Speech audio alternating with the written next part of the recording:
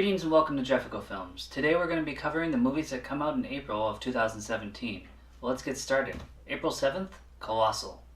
The talented Anne Hathaway stars as a functioning alcoholic who gets blackout drunk and later discovers she has a connection to this giant monster that's been attacking the city.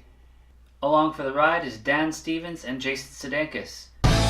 It's dancing. Is dancing like...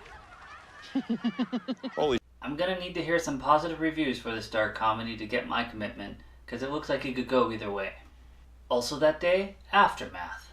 The trailer wasn't all that interesting, but it does have one of my heroes, Arnold Schwarzenegger, and the talented Maggie Grace. It's all about an air traffic controller who screws up and causes the death of Arnold's family. I feel like the whole time I'm rather going to be watching Collateral Damage. I'm not gonna change it. Why should I change it? So you want collateral damage, huh? Who the fuck are you? I give you fucking collateral damage. That said, maybe like in the movie Maggie, Arnold will flash some acting chops. But please, just start filming The Legend of Conan. I need that in my life. Conan, what is best in life? To crush your enemies, see them driven before you, and to hear the lamentation of their women. That is good. Later that day, The Void, a horror movie with practical effects. It looks interesting, kind of like if the Thing had escaped Antarctica and got into a small town. Who are they? There is something calling them all here. I've seen this place before.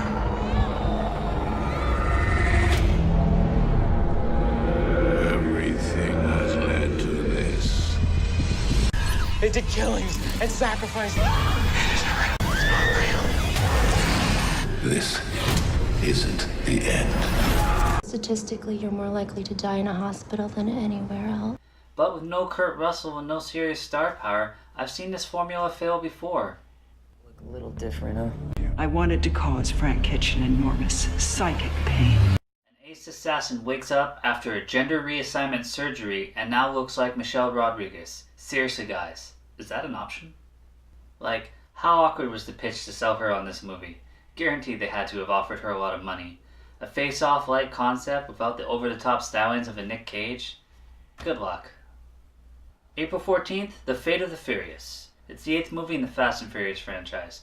Now I'm not quite sure when car mechanics graduated to super spies, seems like a natural progression.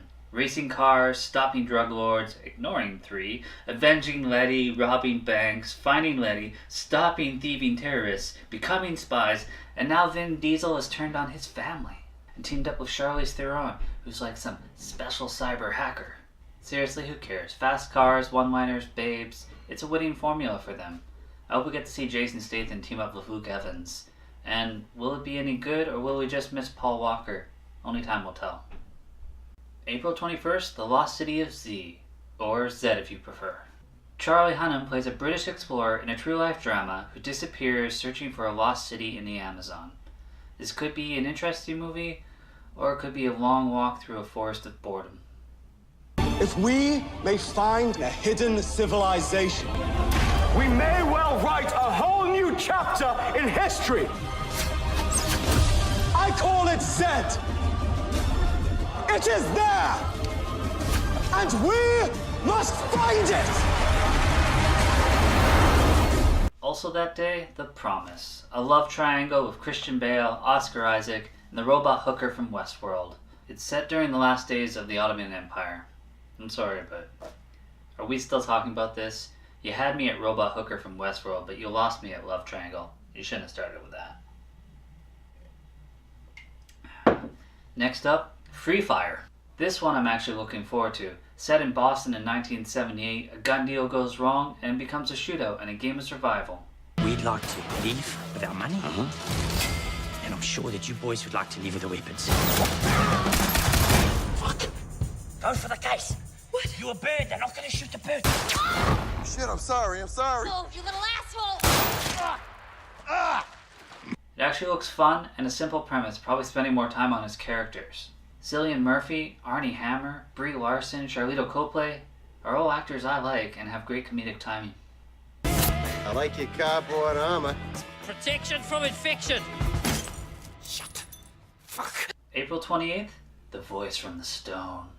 Khaleesi herself, Amelia Clarke, plays a nurse to a little boy who's fallen silent since his mother's death. This movie is described as haunting and suspenseful. I hope the stones talk to her, whisper to her at night, tell her to do things she shouldn't. Or maybe they're cursed. Either way, I'm going to need something to make this movie interesting.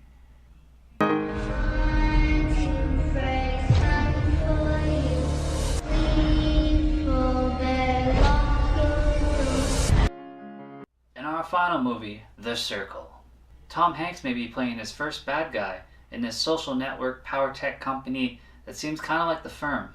I'm excited about the rest of the cast too. You got Emma Watson, Kieran Gillian of Doctor Who fame, John Boyega from Star Wars, and the late great Bill Paxton's final film. So I'm counting 4 possible good movies and a whole lot of horrendous shit in April. But at least we're getting them out of the way for our summer blockbusters. Hopefully they won't let us down this year. And as always, thanks for watching.